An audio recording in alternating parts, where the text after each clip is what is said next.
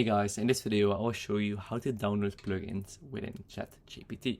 So as you can see, I'm now in ChatGPT, and if you want to download plugins, you first need to buy ChatGPT Plus. So basically how you can do that is you can open the sidebar right here by tapping on this button, and here you see upgrade to Plus. So when I tap on that, as you can see, I'm currently on the free plan, so I get access to ChatGPT 3.5.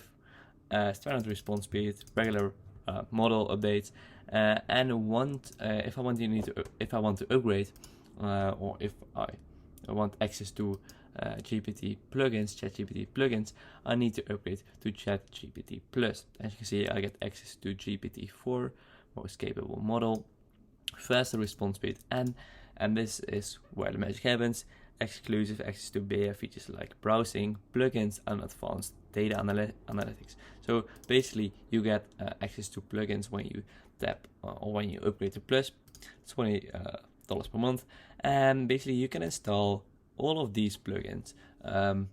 When you have bought ChatGPT Plus, so you get access to this plugin, Expedia, Fiscal Note, Instacart, Kayak, Klarna, and a lot more of plugins. So basically it's very cool.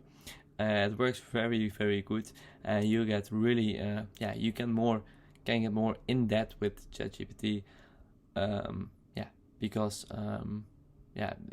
it allows you to get even more data out of the model, even more data out of your prompts, and it's just better overall. So I do recommend you upgrading.